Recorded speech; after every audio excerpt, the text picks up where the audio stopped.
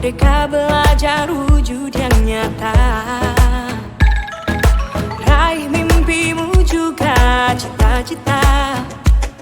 Generasi emas Indonesia.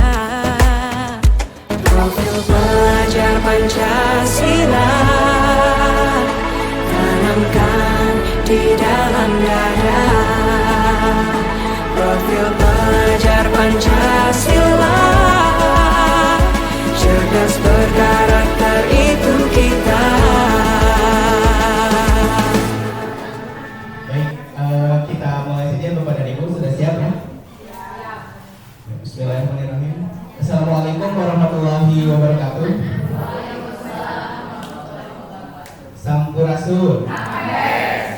Pertama-tama marilah kita panjatkan puji dan syukur kepada Allah Subhanahu wa taala. Alhamdulillah, hari ini kita ada kegiatan diseminasi budaya positif dari calon guru penggerak di SMP Negeri 2 Jatinunggal. Yang terhormat Bapak Kepala Sekolah SMP Negeri 2 Jatinunggal, yang terhormat pemateri sekaligus Wakasek kurikulum SMP Negeri 2 Jatinunggal, kemudian Bapak Ibu peserta yang kami banggakan. Pertama-tama adalah kita panjatkan puji dan syukur kepada Allah Subhanahu wa taala. Mudah-mudahan di acara kegiatan hari ini kita diberi keberkahan bersama-sama. Salawat serta salam semua tercurah kepada Nabi Muhammad SAW, pada para sahabatnya, para tabiin, para keluarga, dan mudah-mudahan sampai kepada kita selaku umatnya. Amin ya Allah ya Rabbal alamin. Baik, Bapak dan Ibu yang berbahagia, hari ini kita akan mendapatkan materi tentang budaya positif ya dari Bapak Didin. Tapi sebelum itu akan ada sedikit dulu pengarahan dari Bapak Kepala Sekolah untuk kegiatan ini. Sebelumnya mungkin kita buka dulu acara ini dengan ucapan basmalah bersama-sama. Bismillahirrahmanirrahim. Baik, kita langsung lanjutkan saja kepada acara berikutnya, yaitu pengarahan dari Bapak Kepala. Kepada Bapak Kepala kami persilakan. Terima kasih. Saya berdiri lagi dulu ya, Pak. Izin ya, izin Pak. Izin.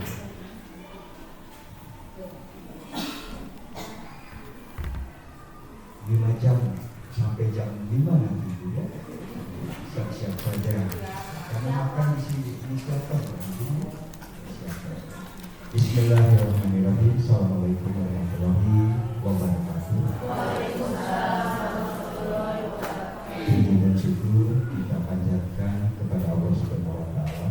Salawat serta salam kita limpahkan pada junjungan kita Nabi besar Nabi Muhammad sallallahu alaihi wasallam beserta keluarganya, sahabatnya, kita sebagai umat dan juga yang saya hormati Ibu Bapak Wakil Kepala Bidang, Ibu Kepala Perpustakaan dan Kepala Laboratorium, dan Ibu Bapak yang saya hormati dan saya lakukan.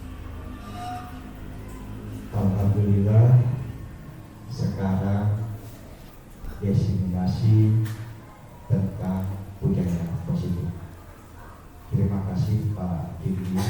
Mudah-mudahan acara ini berjalan dengan lancar Bapak Ibu ya. Hanya tidak ada bonus Bapak Ibu sekarang yang bisa jadi perhatian. Hanya izinkan Pak Didi bantu dulu saya itu ya. Tapi bantu ya. Bantu oleh Bapak Ibu siap? Bantunya apa? Bantunya apa? Cakep atau apa? Nah, kita ubah bukan cantik Pak, tahu saja, tahu. Karena kita nanti cantik nanti Pak ya. Boleh bantu Ibu? Nah, supaya tidak ngantuk ya. Pantun sangat luar biasa sekali kesetiaan ibu-ibu buat ibu-ibu. Kalau Tuhan jalan ke hulu, kalau Tuhan jalan ke hulu, carikan saya daun kemboja. Kalau Tuhan mati dahulu,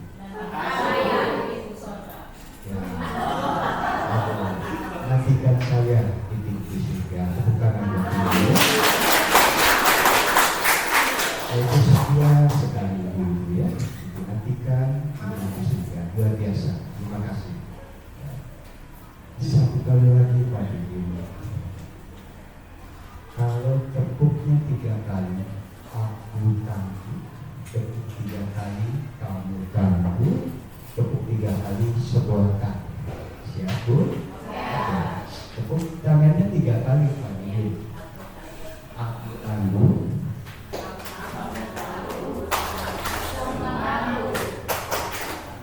tangguh. Yes, guru bahasa Inggris itu apa? Ada guru bahasa Inggris. Itu guru bahasa Inggris. Yes itu apa? Iya, ganti Bu. Betul, udah berapa kasus? Siap Bu? Yes, ganti Bu. Betul. Kamu betul. Bukan yes lagi. Siap Bu? Ya, 1, 2, 3.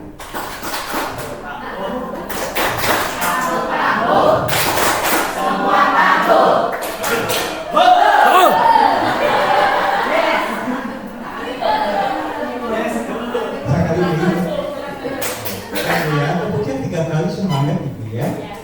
1, 2, 3. Kamu tangguh, semua tangguh.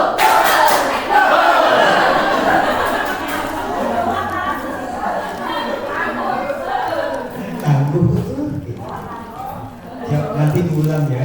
Tapi ulang kata nilai seperti dipraktekkan gitu ya. Ada nanti dongkap ini Ibu nyauran apa? Apa namanya? Cek berdiri. Aku tangguh. Dan dipraktekkan cukup dengan kita. Terima kasih Bapak dan Ibu.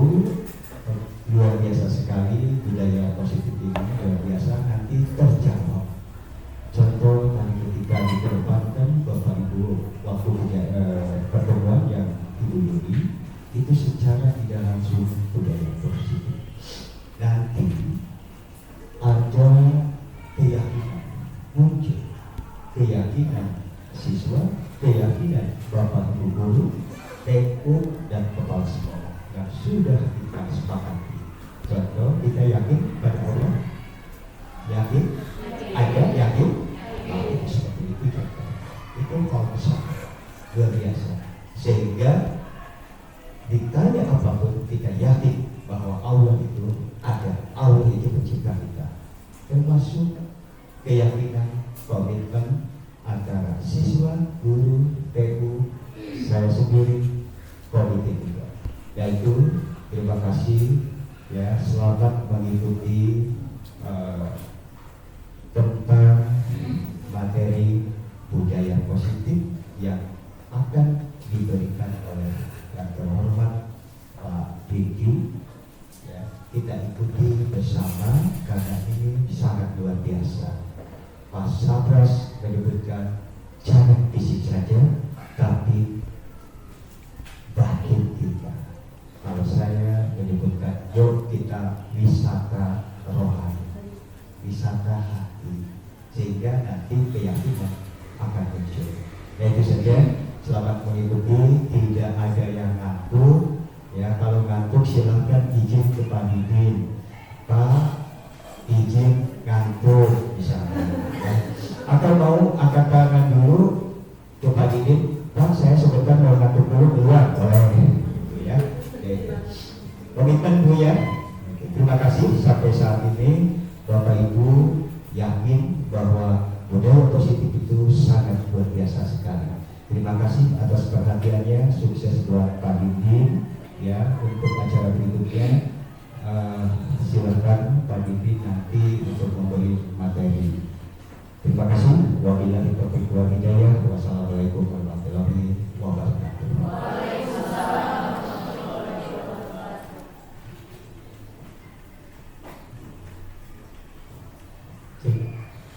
Terima kasih kepada Bapak Kepala Sekolah yang telah memberikan arahan untuk kegiatan diseminasi hari ini. Langsung saja kita masuk ke sesi pematerian Bapak dan Ibu. Saya izin untuk membacakan dulu kurikulum vitae dari pemateri kita hari ini. Nama Dindin Jainuddin sebagai guru matematika di SMP Negeri 2 Jatinunggal dan wakil kurikulum di SMP Negeri 2 Jatinunggal. sekarang sedang menempuh pendidikan calon guru penggerak angkatan 9 Kabupaten Sumedang. Kemudian experience mengajar di SD sekolah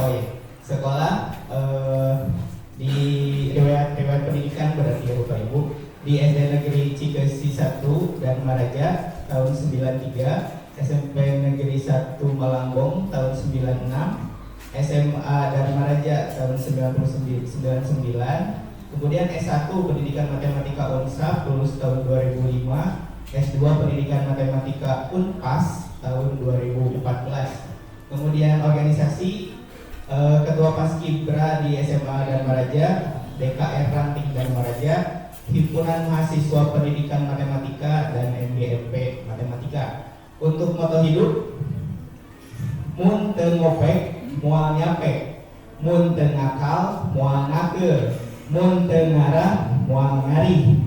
Yang artinya agar menjadi bisa kita harus terus mencari tahu dan belajar tentang suatu hal tersebut. Baik, kita beri tepuk tangan dulu untuk Terima kasih Pak Ibu.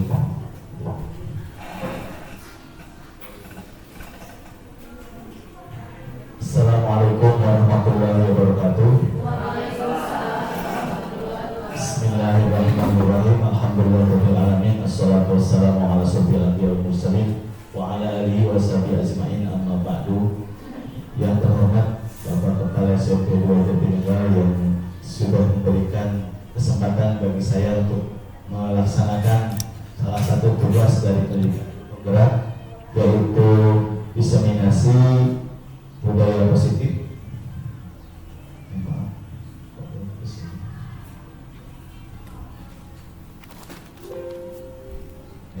Diseminasi budaya positif ini merupakan model rangkaian dari paket modul 1, yaitu modul 1.4, di mana kami ditugaskan untuk melaksanakan aksi nyata, yaitu menyampaikan materi yang sudah kami dapatkan, yang sebisa mungkin yang kami dapatkan untuk bisa disampaikan kepada rekan-rekan praktisi. Bapak Ibu adalah rekan-rekan komunitas praktisi, ya, praktisi di bidang pendidikan. Bagaimana yang kemarin Bapak-bapak sekolah sudah menandatangani komunitas belajar di kita, sudah ada 4 komunitas belajar yang mudah-mudahan itu semua menjadi wadah bagi kita untuk mengembangkan pengetahuan bagi kita. Yang saya hormati juga Pak Ibu Wakasek dan Bapak Wakasek, terima kasih sudah hadir di sini dan mudah-mudahan apa yang saya sampaikan, yang saya sharingkan adalah bisa menambah pengetahuan kita. Baiklah, kita ke materi diseminasi budaya positif. Di budaya positif ini adalah hubungan dekatnya dengan aturan atau dengan disiplin. Dengan disiplin. Ya. Ada pertanyaan pemantik. Apakah Anda setuju dengan pernyataan ini? Apakah hukuman dapat mendisiplinkan anak?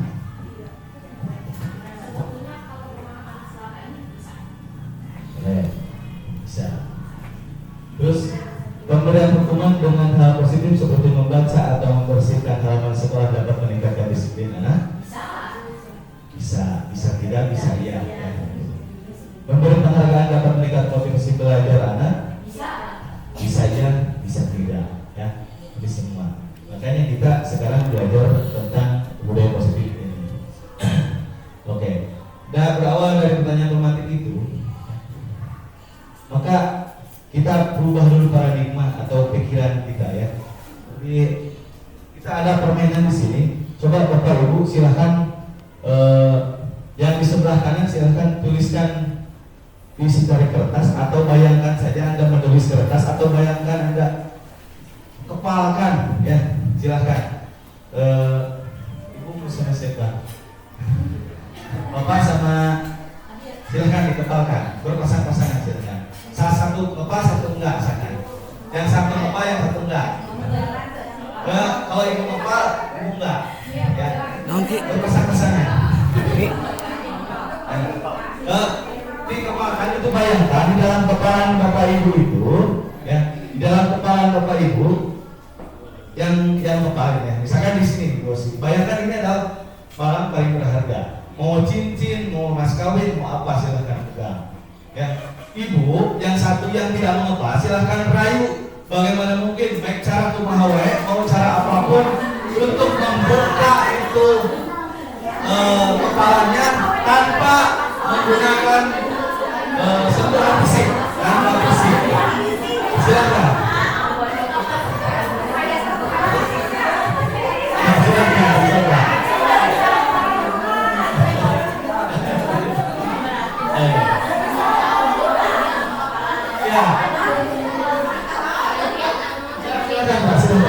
Mau siapa yang dirayu silakan.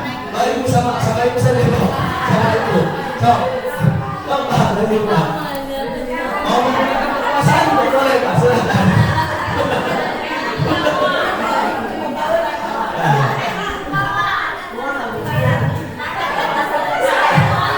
Ya. Ya, terima kasih. Oke, ada yang terbuka kepalanya? Ada yang terbuka? Tidak ada. Oke, Bapak saya mau nanya nih salah satunya. Alasannya nih, kalau ibu nanya. Berhasil dibuka? Ya. Oke, apa alasan ibu? Terima kasih. Ayo ibu tidak berhasil dibuka? Oke. Coba alasannya dong. Rayuannya kurang kurang bisa dan kurang kenapa? Iya. Ibu, bagaimana cara menguasainya? Bagaimana caranya ibu merayunya? Rayu, tapi sepertinya dia tidak mau karena tidak paling penting untuk masa depannya. Terima kasih. Oke, satu lagi nih. Tadi dari perempuan dari laki-laki ini. Pak Ridwan berhasil dibuka? Tidak. Kenapa Anda tidak membuka?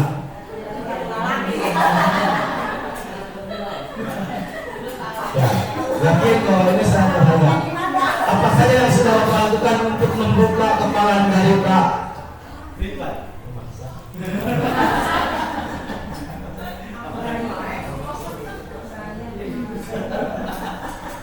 Ya, memaksa dengan kekuasaan tapi dia tetap tidak mau. Nah, itulah sebetulnya ya. Nih, jadi bagaimana kita bisa mengontrol orang lain itu adalah sebuah ilusi. Ya, kita lihat di sini. Nah, ilusi ya.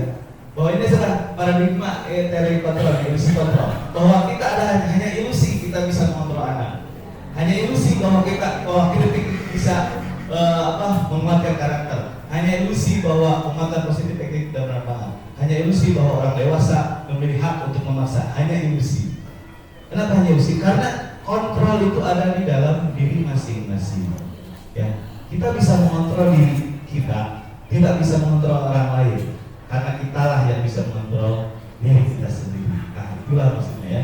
Jadi budaya positif ini memberikan agar semua siswa itu nantinya memiliki kontrol yang positif terhadap semua kelakuannya atau semua perilakunya. Nah itu ya. Jadi kita ini hanya ilusi. Walaupun misalkan kemarin bisa dikontrol bulat mulut. Nah nanti ke depan di depan ada ya. Jadi kita harus mereka bisa mengontrol diri sendiri dengan keyakinan kebijakan universal seperti ini ya. Jadi kebijakan universal adalah sifat-sifat positif manusia yang merupakan tujuan mulia yang ingin dicapai setiap individu. Ya, nilai-nilai yang bersifat universal dan lintas bahasa, suku. Jadi di mana-mana dianggap benar ya, teman. Padahal cek Amerika, cek Indonesia, cek Irian, cek Sunda, itu benar. Itulah yang disebut kebajikan universal. Nah, kebajikan universal yang diharapkan dapat dimiliki oleh siswa Indonesia adalah sekolah Indonesia dikenal dengan profil peradaban Pancasila, ya. Nah, di mana salah satunya adalah satu beriman, bertakwa kepada Tuhan Yang Maha Esa dan berakhlak mulia. Nah, jadi inilah kebajikan universal. Selanjutnya mandiri, bernalar kritis, global, gotong royong, dan kreatif. Jadi ini adalah timbul dari diri mereka sendiri. Cek sasaha kreatif halus. Cek orang Amerika kreatif bagus, cek orang Sunda halus. Mandiri mengenal bagus. Itulah yang disebut kebajikan universal. Nah, dari semua ini banyak bagian-bagiannya. Ya. Dari berakhlak mulia saja. Ini banyak sekali hal-hal yang positifnya ya. Jadi ini hanya secara umumnya seperti ini ya. Nah, di dalam konsep inti budaya positif saya akan menyampaikan ada 6 ya. Yang pertama disiplin positif. Yang kedua 5 kebutuhan dasar manusia. Yang ketiga motivasi perilaku manusia. Yang keempat 5 posisi kontrol guru. Yang kelima keyakinan kelas. Yang keenam restitusi. Nanti kita akan masuk ke poin yang pertama ya, dan ke disiplin positif ya. Yang pertama disiplin positif. Jadi kita sudah mengenal kata disiplin, tetapi disiplin yang kita pahami adalah lebih ke bahwa anak menurut kepada aturan, ya, lebih ke sana, tidak ke inti dari situ.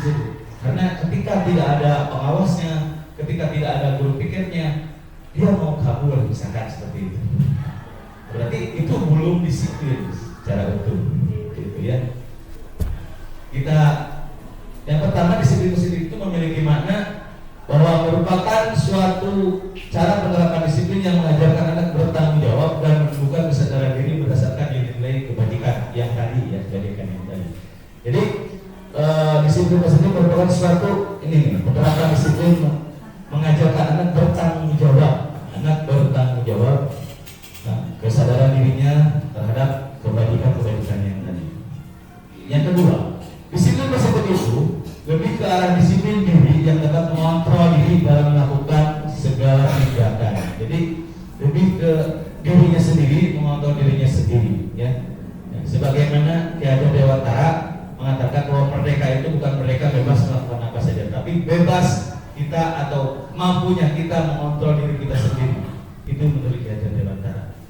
Yang ketiga, disiplin diri itu dapat membuat murid memahami dan menyadari berdasarkan motivasi internal, bukan akibat paksaan, ujian, ataupun hukuman, ataupun hadiah, ataupun apapun. Nah, itu ya. Yang kesel, yang hadir. Lanjutnya, yang kedua.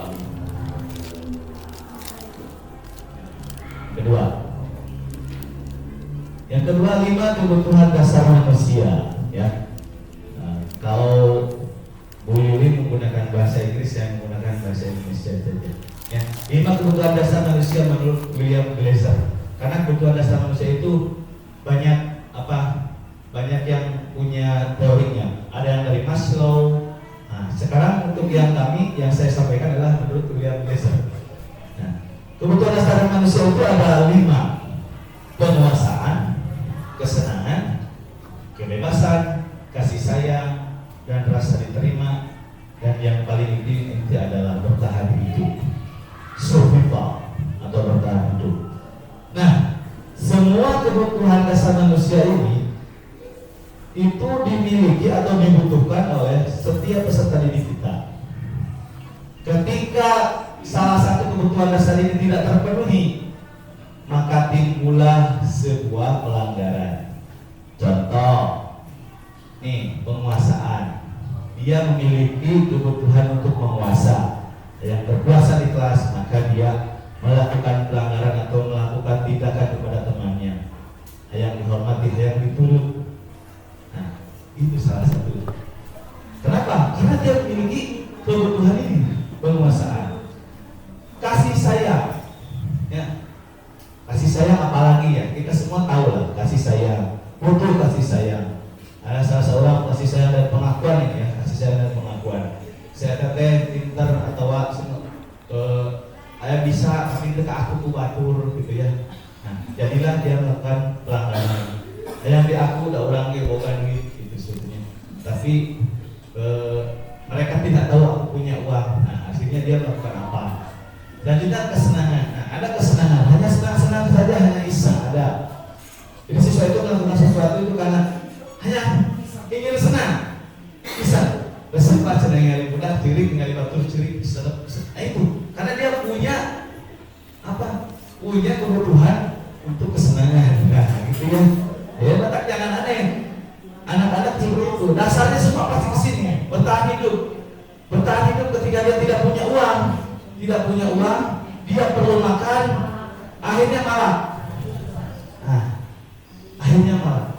Jadi timbullah sebuah pelanggaran. Ya, makanya nanti kita ketika menghadapi kasus seperti itu, kita guru harus bisa memahami atau bisa menyelesaikannya secara bijak dengan menggunakan nilai-nilai kebajikan. Bijak dengan kebajikan.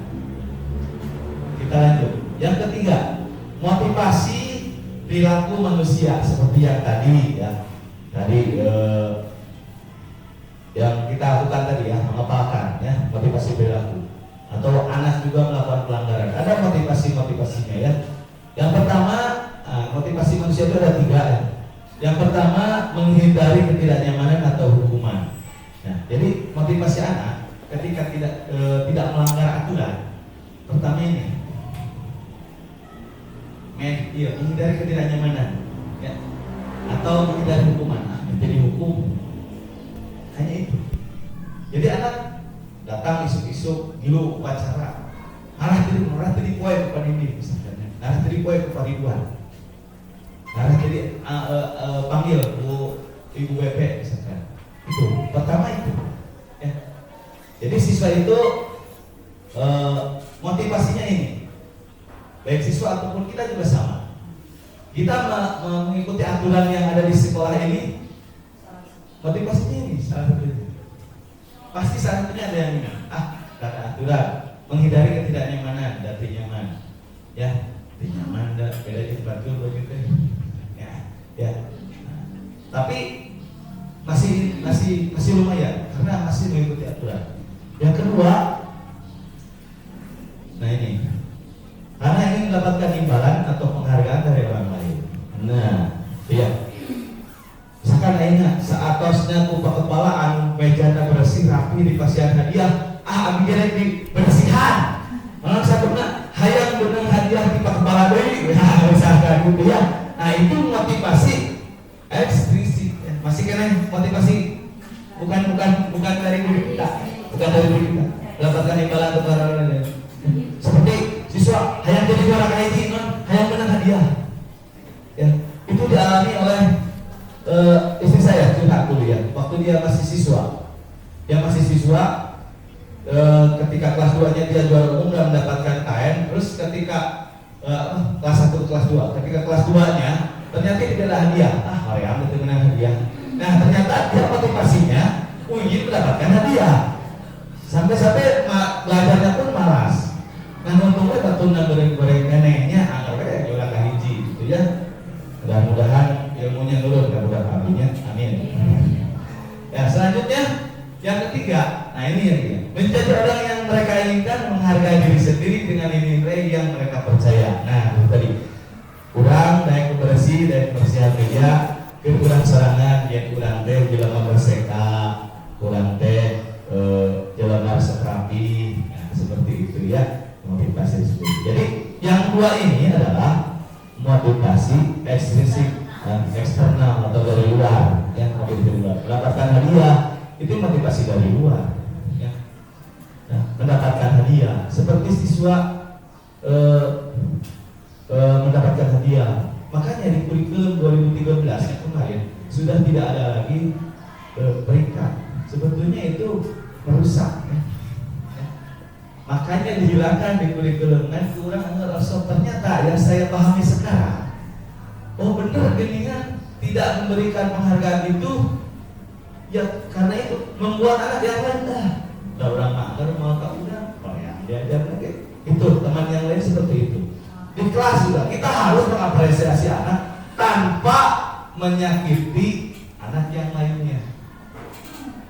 Ya, di kelas si Eta alus, ya uji, ya tolong harus betul. Ketika harus sendiri, ketika berdua uji dia. Jadi jangan harapkan batul ketika yang temannya itu ada yang tersakiti, ketika sirik saja dia tersakiti akhirnya berbuat hal yang salah.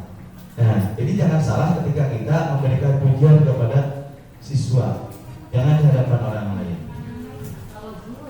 Ya, kalau good, ya kamu bagus, yang lainnya bagus semua. Ah itu ya. Jadi kita, kalaupun kita memuji seseorang, cepat-cepat netralkan bisa yang sirik.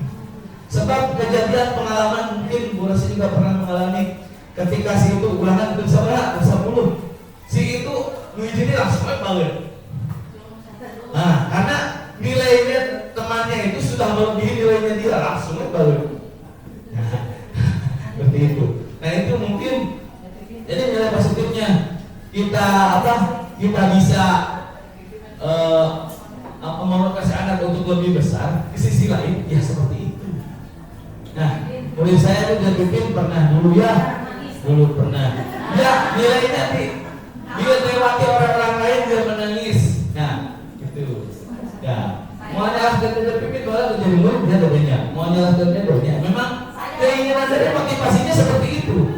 Keinginan kebutuhan dasarnya tadi ingin mendapatkan kesenangan. Nah, ternyata tidak senang. Akhirnya nangis. Nah, seperti itu.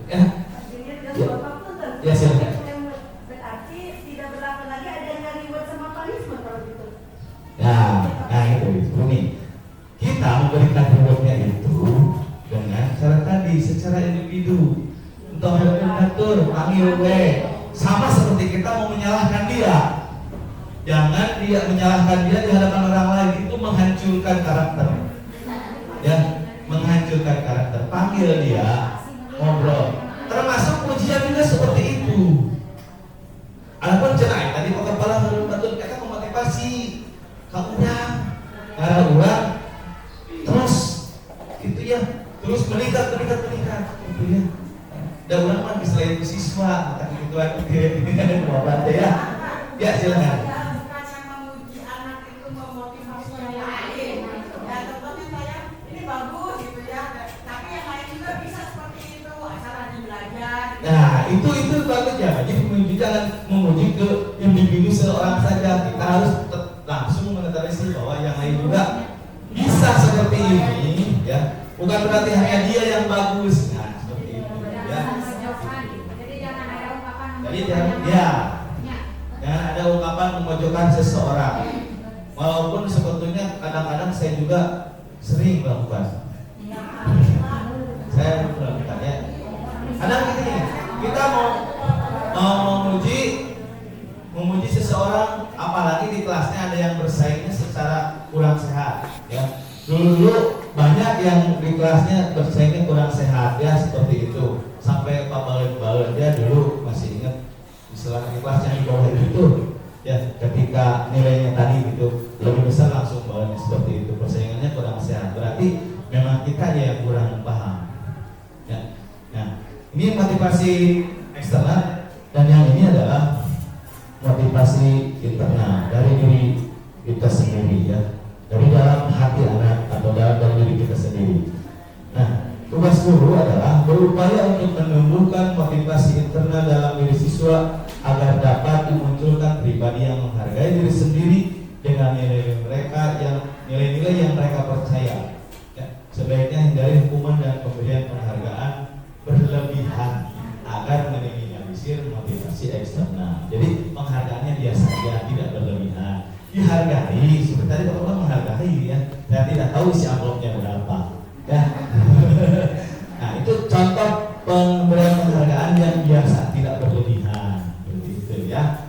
Nah, jadi itu kalau berlebihan, akhirnya tadi seperti tadi, karena hadiahnya kain, pengalaman istri saya ya, hadiahnya kain dan dia bisa merasa dia membantu orang tua, ya, jadi lebih, ya, gitu.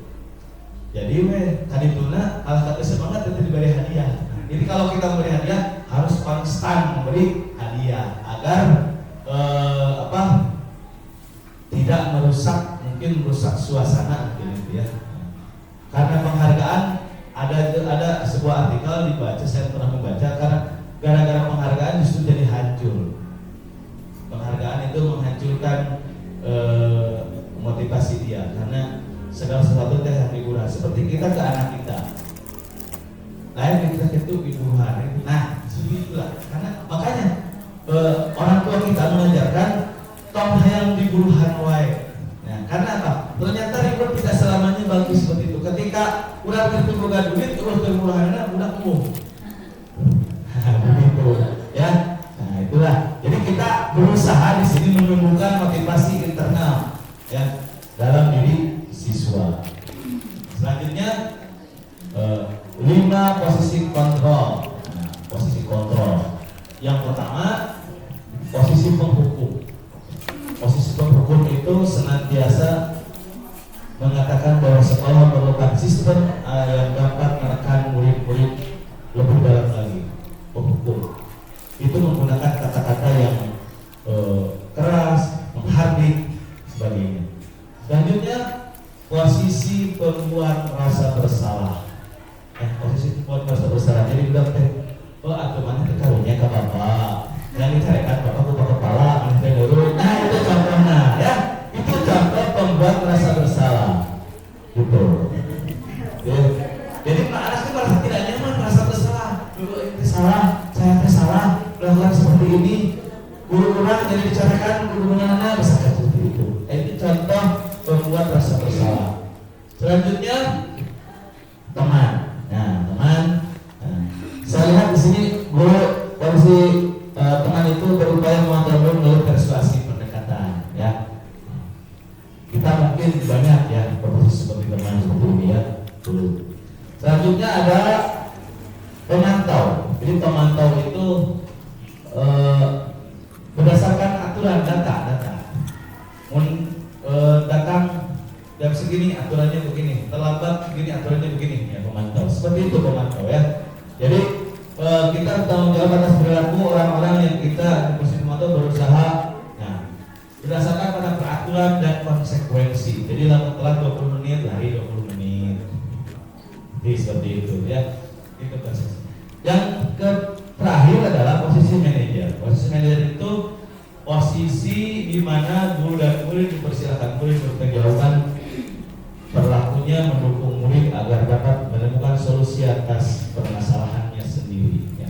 Untuk lebih jelasnya, Bapak Ibu bisa lihat video berikut ini.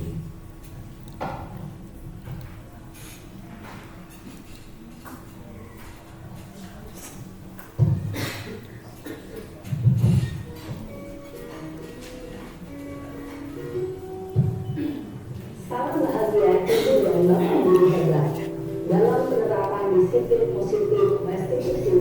Salah satu program yang dikembangkan adalah 5 posisi kontrol. 5 posisi kontrol dalam restitusi adalah proses perjalanan seorang pendidik agar dapat mengenali dirinya.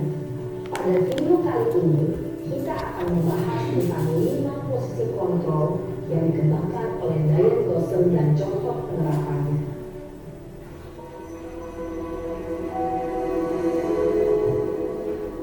Ini akan ditampilkan video contoh.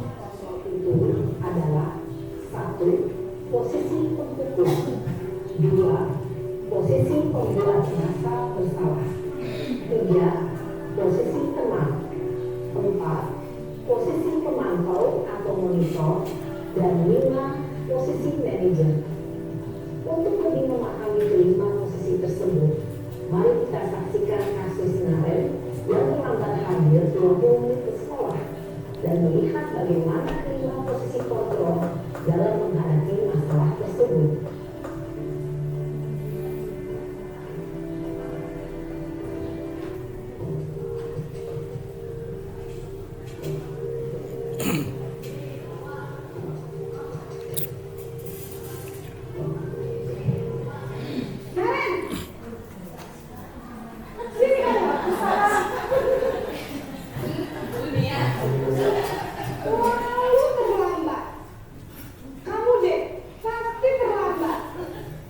Bu, saya Apa coba? Alasan kamu apa lagi? Kapan sih kamu tidak terlambat? Marah sekali ya kamu jadi anak. Dasar pemalas. Gak kapok-kapok sih kamu.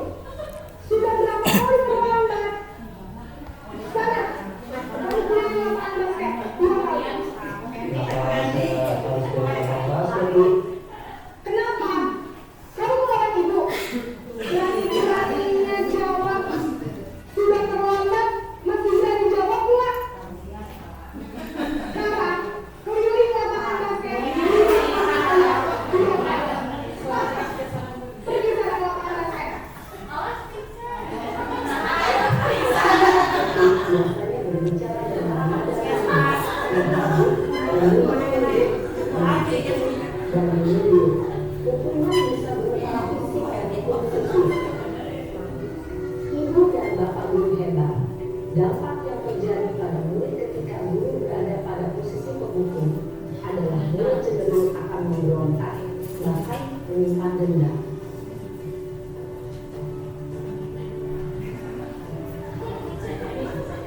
Posisi membuat merasa bersalah nih ya. Masih sinar ya.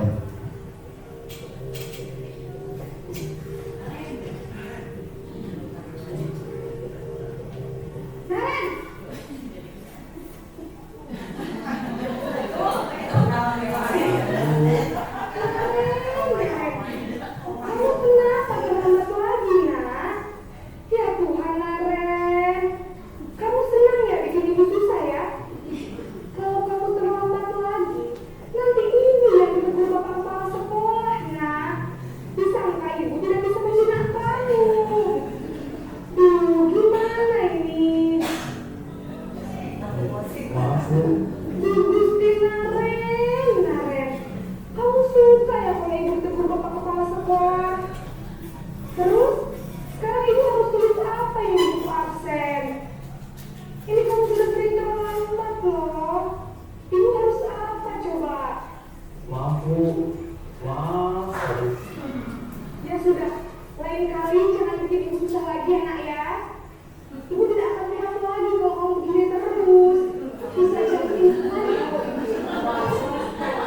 Sekarang cepat kelas. Maaf ya Bu, maaf sekali. Posisi pembuat rasa bersalah berbicara dengan nada tenang, cenderung lembut, namun kata-kata yang diutarakan membuat murid merasa menjadi orang yang gagal, memandang buruk dirinya sendiri, merasa tidak berharga, dan tidak sanggup membahagiakan orang lain. Jika juga mengambil posisi pembuat rasa bersalah, murid akan menganggap dirinya yang bersalah dan ia akan menyimpan di dalam dunia.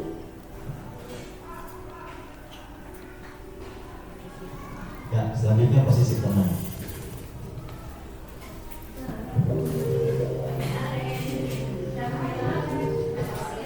Gimana Kak?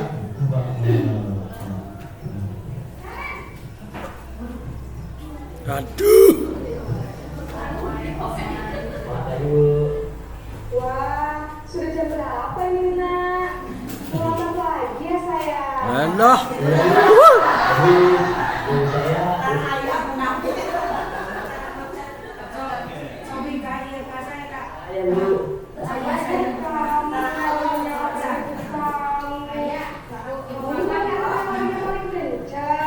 Kok terlambat sih?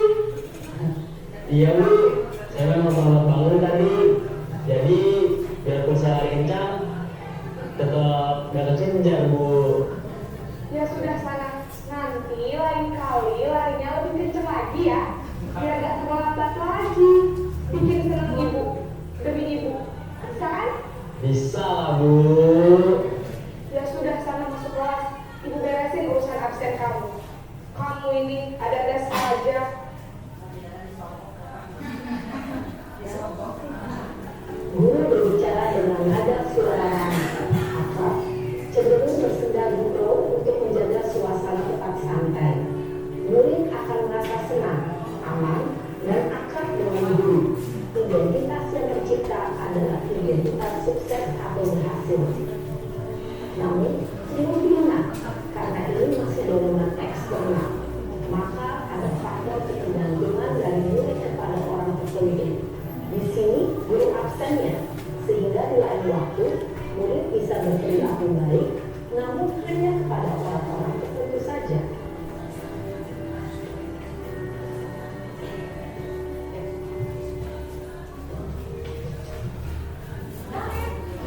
Ini posisi pemantau ya. Masih naruh nih. Naren, Aduh.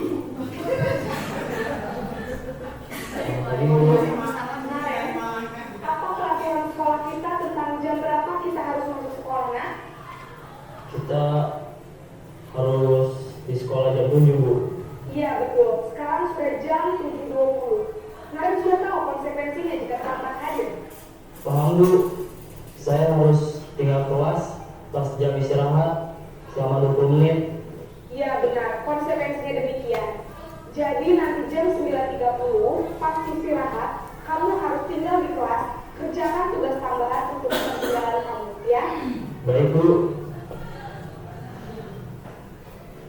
Posisi pemantau menandakan perhitungan atau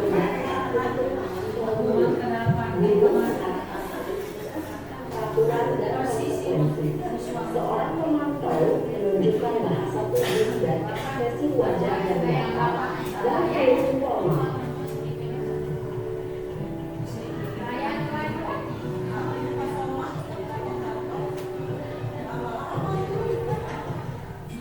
Ini posisi manajer ya.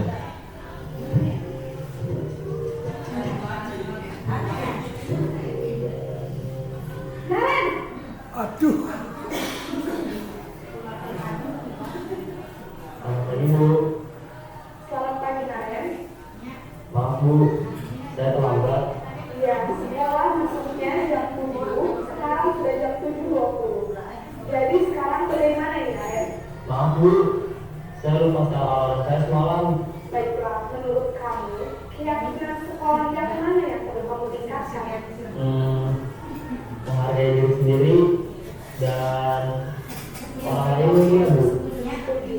Jadi, apakah Naren yakin berisi saling menghargai itu? Iya, Bu. Saya meyakininya. Apakah Naren bersedia memperbaiki masalah keterlambatan ini? Bersedia, Bu. Bagaimana kamu akan memperbaiki masalah keterlambatan ini? Saya akan coba untuk tidak lupa menyetel alarm saya, Bu. Baik, kalau Naren lupa menyetel alarm di rumah, ada orang yang kira-kira bisa bantu mengingatkan tidak? Ada, Bu. Kakak saya, Kak Emma. Ada lagi selain KM? Selain Kak Emma, ada ibu saya. Baik, jadi yang mengingatkan Naren adalah Kak Emma dan Ibu kamu ya. Kira-kira akan mulai setel alarm kapan nih Naren? Setelah pulang sekolah, akan segera saya lakukan. Baik, jadi Naren akan setel alarm untuk bangun besok pagi dan akan diingatkan oleh kakak dan ibu dan Naren ya. Ada lagi yang mungkin perlu dilakukan Naren agar tidak terlambat bangun lagi? Tidak ada, Bu. Baik Naren, terima kasih untuk kerjasama kamu. Sekarang kamu perlu kembali ke kelas belajar. Baik, Bu. Terima kasih. Posisi manajer adalah posisi kontrol yang disarankan untuk membimbing murid memiliki sikap disiplin yang positif, yaitu murid yang mandiri, bertanggung jawab, dan dapat memecahkan masalah. Tujuan dari posisi ini adalah agar murid dapat berefleksi atas tindakannya. Guru akan dengan terus memberikan pertanyaan-pertanyaan bermakna, sehingga membuat murid dapat belajar dari kesalahannya dan mencari sebuah solusi untuk menyelesaikannya.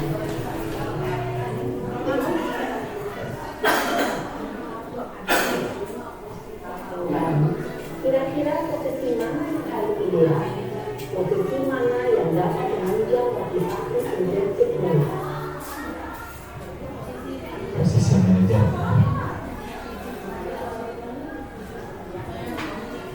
Pada posisi inilah, guru dapat menerapkan disiplin positif yang berpihak pada murid, yang memerdekakan murid.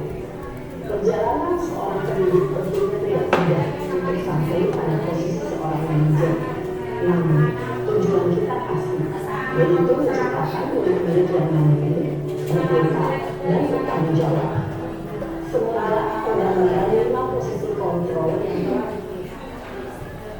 Nah, itulah gambaran 5 posisi kontrol. Kita cenderung selalu atau sering di posisi mana? Posisi penghukum, ya. Mungkin saya pernah posisi penghukum juga, sering posisi penghukum, ya. Posisi penghukum, posisi teman, sering, ya. Ya.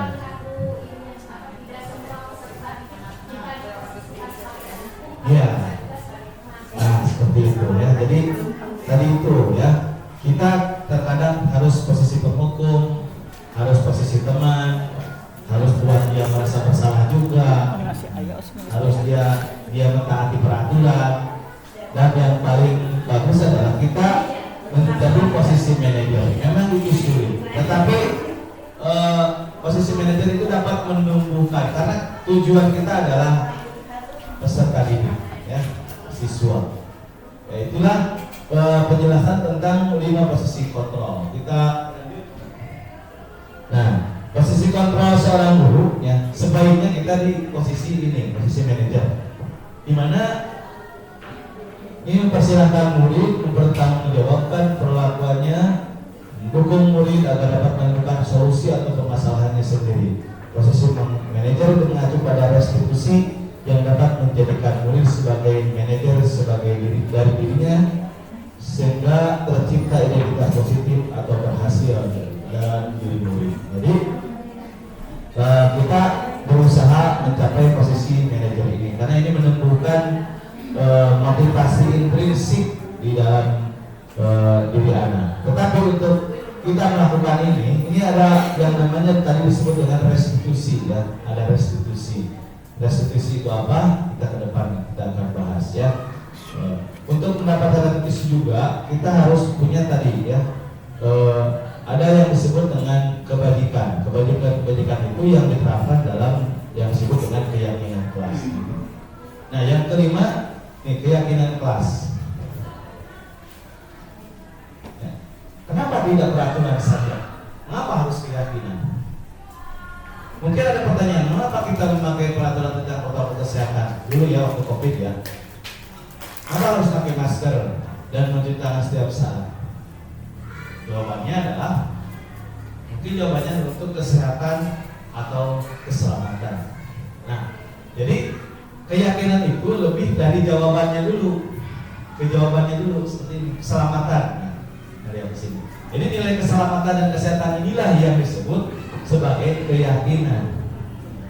Keyakinan, nilai-nilai kebajikan atau prinsip-prinsip universal yang disepakati bersama secara universal, terlepas dari latar belakang suku, agama, bangsa, dan yang lainnya. Jadi kalau ini seperti ini, kita kesehatannya yakin apapun yang melanggar atau dapat merusak kesehatan maka tidak dilakukan. Jadi tidak dilarang ini, dilarang ini, dilarang ini, dilarang buang sampah. Keyakinannya adalah bersih itu sehat, misalkan. Kalau bersih, insya Allah sehat. Ya, kita yakini seperti itu, yang anak-anak yakin seperti itu, maka bisa kita melaksanakan hal itu. Ya. Nah, itulah disebut dengan keyakinan kelas atau keyakinan sekolah. Kenapa tidak peraturan seperti itu? Jadi kalau peraturan kesannya itu aturan, kalau melanggar aturan disanksi. Itu hukuman, ya. Ada konsekuensi, ada hukuman. Ini menurut dosen, ya, keyakinan itu adalah lebih motivasi seorang dari dalam atau motivasi fisik. Seseorang akan lebih bergerak dan bersemangat untuk menjalankan keyakinan daripada hanya sekedar mengikuti serangkaian peraturan. Jadi kalau dia sudah yakin itu yang baik, terlambat sekolah itu jelek, datang sekolah tepat waktu itu baik. Nah, mereka meyakini dan menjalankannya. Nah, dia akan tidak akan merasa terpaksa seperti itu. Ini peran guru yaitu mewujudkan terbentuknya keyakinan sekolah atau keyakinan kelas dengan kesepakatan antara guru dan murid. Jadi kita menyampaikan bahwa kalau aturan kesannya mengikat dengan termaksa ya seperti itu. Tapi kalau keyakinan kelas atau keyakinan sekolah itu disepakati oleh siswa. Jadi kita ambil dulu seperti saya sudah membuat keyakinan di kelas 9A ya. Saya bagikan kertas mau apa aturannya di sini. Tapi anak kan masih bentuknya bentuk aturan. Ada yang menulis tidak mengejek orang tua, tidak menyebut ngaran bapak. Sana anak-anak kan masih pakai bahasa dianya. Terus ada lagi bendahara ngomongnya gini, kudu bayar uang kas. Nah, jadi banyak lah pokoknya. Menjaga atau membuang sampah pada tempatnya ada apa begitu. Di antaranya seperti itu. Jadi dari anak ditampung. Nah, kalimat-kalimat itu dirubah jadi kalimat positif. Ya. Seperti tadi kan tidak buang sampah sembarangan. Tidak buang sampah sembarangan berarti tadi nilainya apa? Nilainya kan kebersihan tadi. Kalau tidak buang sampah berarti kan harus bersih. Jadi menjaga kebersihan. Nah, itu kesepakatannya. Jadi keyakinan kelas atau keyakinan sekolah itu berupa pernyataan-pernyataan universal yang mudah diingat dan dipahami dan harus diterapkan di lingkungan sekolah atau kelas. Seperti ya tadi. Ya.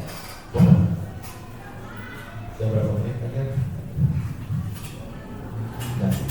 Ya, kita lihat ini peraturan. Kalau peraturan bentuknya seperti selalu kembalikan ke tempatnya, dilarang mengganggu orang lain, hadir sekolah 15 menit sebelum pelaksanaan, dilarang melakukan kekerasan, dilarang menggunakan narkoba, bergantian atau menunggu giliran, gunakan masker, jangan berdiri di kelas atau koridor, hal-hal batur. Nah, itu bentuknya peraturan. Kalau keyakinan kelas, bentuknya beda lagi seperti ini. Jadi kalau dikembalikan ke tempatnya berarti bentuk tanggung jawab. Ya. Tidak mengganggu orang lain berarti menghargai orang lain nilai kebajikannya. Nah, terus itu hadir 15 menit sebelum pembelajar dimulai menghormati orang lain atau berkomitmen. Ya. Selanjutnya dilarang melakukan kekerasan, itu keselamatan dan juga menghormati orang lain. Dilarang menggunakan narkoba, itu kesehatan. Terus bergantian menunggu giliran menghormati orang lain, ini kan antri gitu ya, menghormati orang lain. Terus gunakan masker, nah, ini untuk kesehatan dan keselamatan. Terus jangan berlari di kelas atau di koridor, ini untuk keselamatan dan keamanan. Nah, seperti itu. Jadi ini contoh-contoh keyakinan kelas. Jadi bentuknya kan tidak terlalu banyak, karena bentuknya tanggung jawab, bentuknya menghormati orang lain, seperti itu. Nah, kita diharapkan di sekolah ini juga kita membuat ini, gitu ya, membuat ini. Tetapi mungkin karena kita itu lembaga, tidak hanya keyakinan sekolah diyakini oleh anak-anak, diyakini benarnya oleh anak, disepakati oleh anak-anak, dan juga oleh kita, seperti itu. Nah, tapi nanti mungkin ada tambahan, ada sebuah konsekuensi. Nah, nanti tapi kalau konsekuensi sudah pasti, kalau hukuman semaunya yang hukum, jadi bedanya konsekuensi dengan yang hukum. Kalau konsekuensi sudah jelas, ini begini, ini begini, ini begini. Kalau hukum mah, hukuman hukum, cek hukum kerjaan saya SMBC, cek hukum berdiri di lapang, seperti itu, ya. Nah, selanjutnya yang terakhir yang keenam, restitusi. Nah, mungkin pengetahuan Bapak Ibu juga cukup luas ya, restitusi itu adanya di bidang hukumnya Pak ya. Restitusi itu adalah pengembalian keadaan tersangka. Jadi tersangka tidak merasa terpuruk. Nah, restitusi di kita, nah di sini adalah proses menciptakan kondisi bagi murid untuk memperbaiki kesalahan mereka sehingga mereka bisa kembali pada kelompok mereka dengan karakter yang lebih kuat.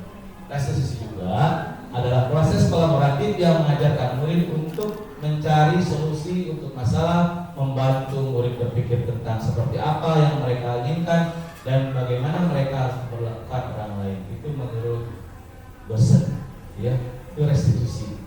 Jadi anak memperbaiki dirinya sendiri. Adapun inilah ciri-ciri restitusi, bukan untuk menebus kesalahan, namun untuk belajar dari kesalahan.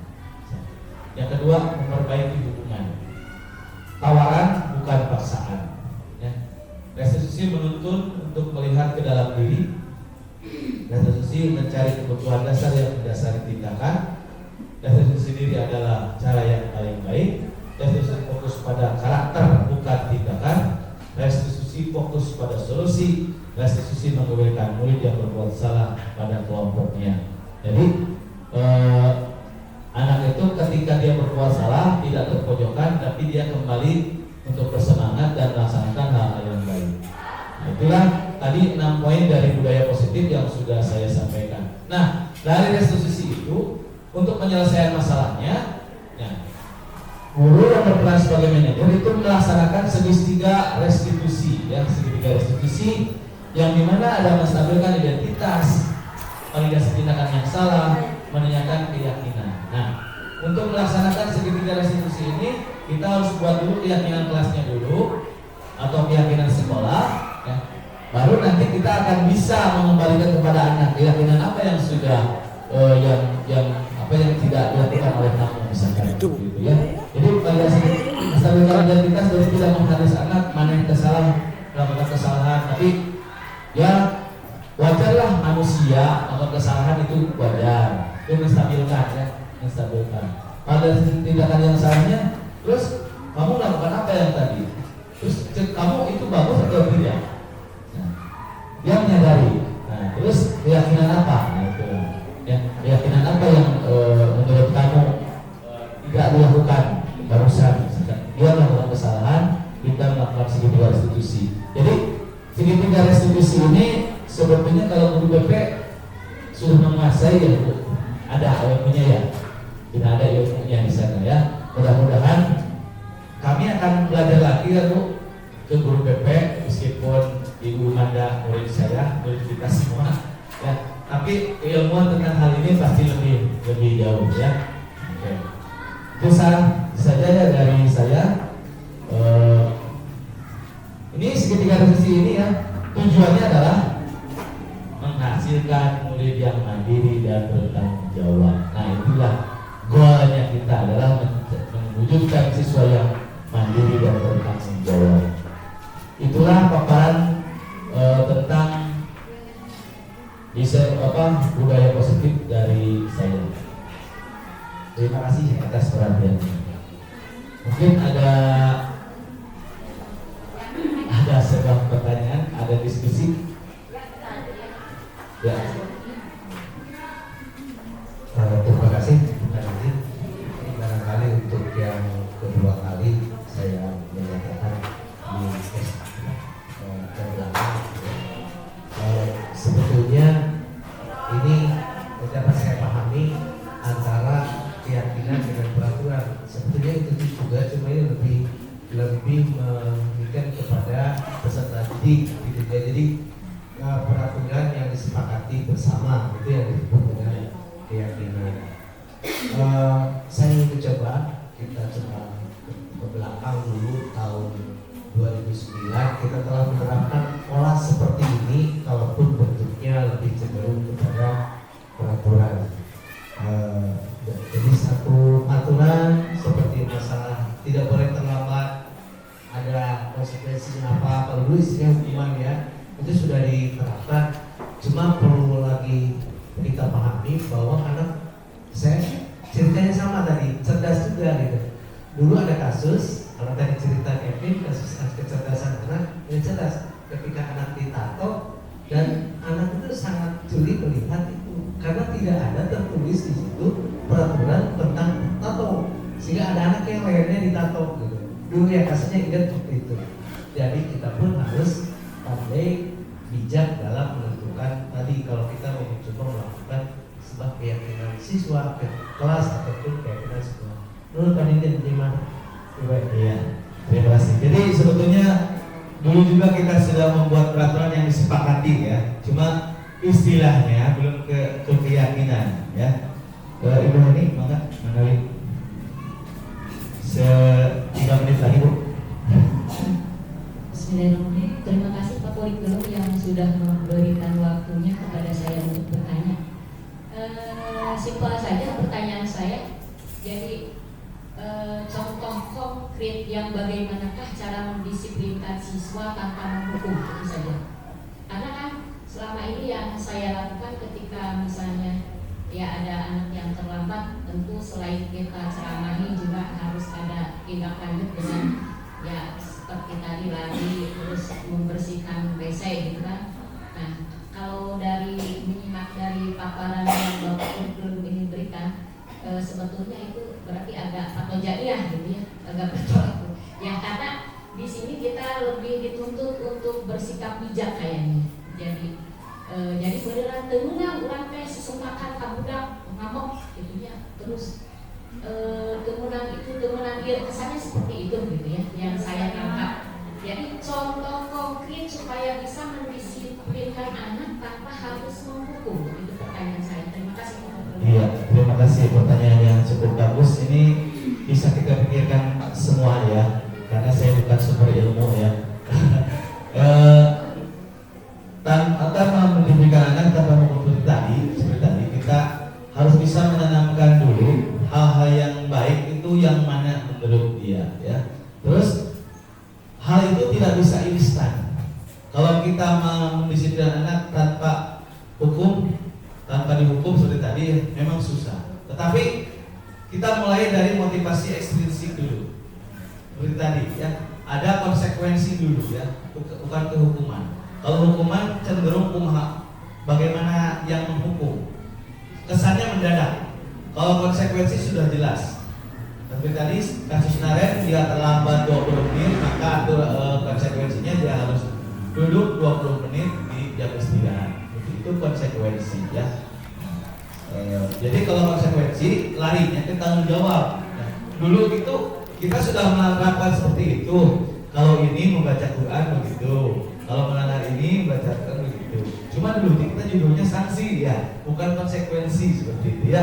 Nah, mudah-mudahan ke depan kita bisa menyampaikan hal itu. Tetapi yang tadi menjadi masalah seperti saya sampaikan oleh Pak Hayati, anak tidak memahami yang aturan dulu itu aturan yang tertulis itu. Jadi bagaimana nanti ke depan kita bersama-sama, Bapak Prasoka juga sudah punya konsep keyakinan ya, bentuknya keyakinan kelas, keyakinan sekolah, yang mana bisa menjalankan anak atau memberikan kepada anak pemahaman tentang hal-hal yang baik atau kebaikan yang tadi seperti tadi ya. Mudah-mudahan ke depan kita bisa melakukan hal itu ya. Jadi mendisiplinkan anak tanpa menghukum tadi. Nah, mudah-mudahan, karena tetap kontrol itu tidak bisa ya. Kita tidak bisa mengontrol mereka ya. Tadi walaupun posisi kita itu kan 5 posisi kita, pasti kita pernah ada di posisi penghukum, ada di posisi teman, karena tergantung situasi ya. Posisi teman kita jangan tidak, posisi tidak juga hanya selalu di posisi penghukum seperti itu. Mungkin itu saja dari saya ucapkan terima kasih banyak Bapak Ibu semua yang sudah hadir di sini dan mendengarkan apa yang saya sharingkan. Mudah-mudahan kita semua bisa mewujudkan siswa yang merdeka belajar. Amin ya Allah ya Rabbal alamin. Terima kasih. Saya Dini Jainuddin, salam bergerak kata 9, salam bergerak, tergerak, bergerak, menggerak. Berarti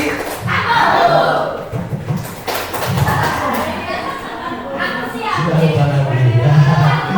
Terima kasih. Assalamualaikum warahmatullahi wabarakatuh. Baik, terima kasih yang untuk Pak Didin yang sudah memaparkan materi tentang budaya positif ya, mudah-mudahan bisa kita terapkan. Baik Bapak dan Ibu, alhamdulillah sesi pematerian diseminasi budaya positif ini sudah selesai. Mudah-mudahan rasa penasaran Bapak dan Ibu masih tinggi sehingga nanti sharing bisa dilanjutkan bersama Pak Didin pada kesempatan lainnya. Dan mungkin Bapak bisa sharing juga materinya ke Bapak Ibu yang lain di sini, ya PPT dan lain sebagainya. Baik, kita akhiri saja sesi hari ini dengan ucapan hamdalah bersama-sama. Alhamdulillahirobbilalamin. Terima kasih kepada Ibu.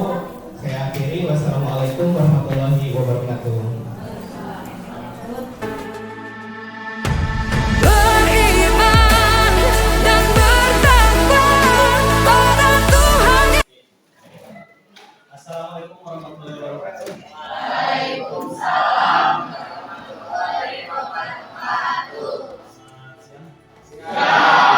Kali ini kita akan membahas biar kita nyaman di kelas, biarnya ayat nggak ada istilahnya yang saling nyedek, saling tutur ya. Kita bikin peraturan kelas kesepakatan kita.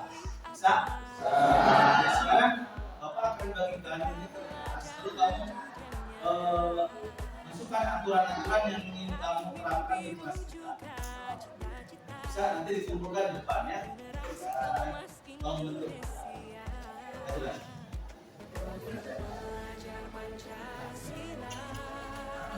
Kalau silakan ditulis di sini ingin apa namanya.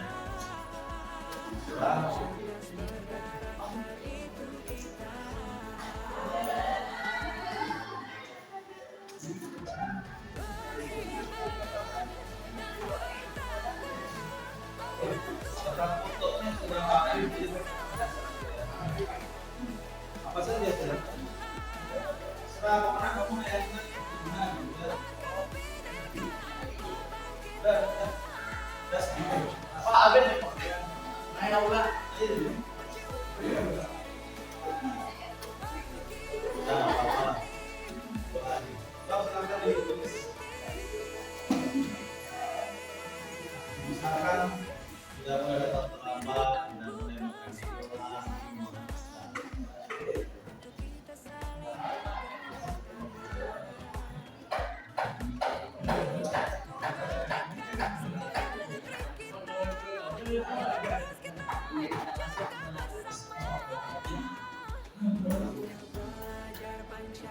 Satu saja tidak usah banyak tulis. Tulis di kertas ini.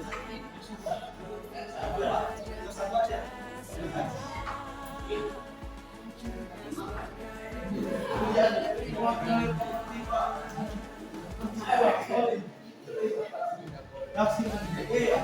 Ya sudah, nggak apa-apa. Depan di sini.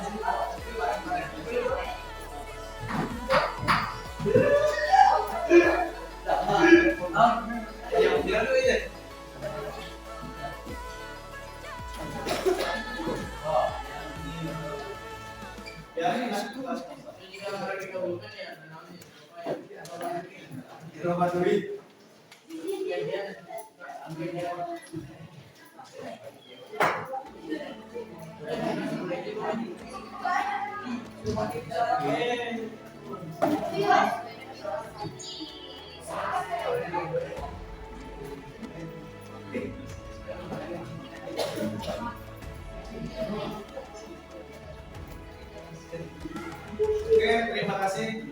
Kita sudah menuliskan kepada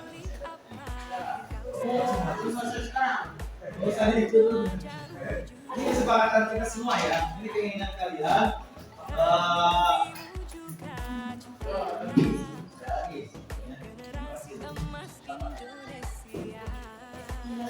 Ini keinginan kalian.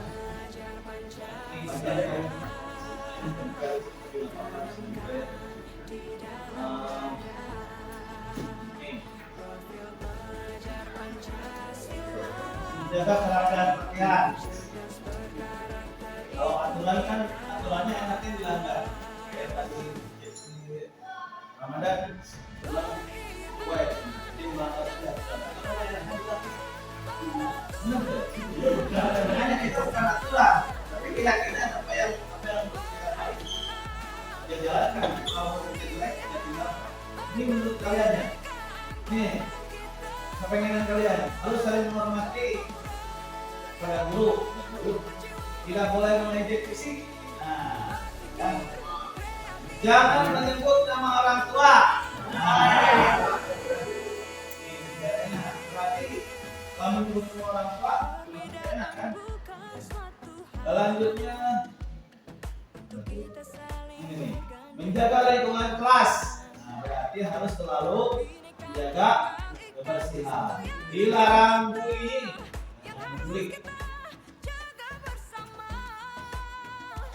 Menjaga kebersihan kelas dan lingkungan sekolah. Jangan makan di kelas. Siapa yang suka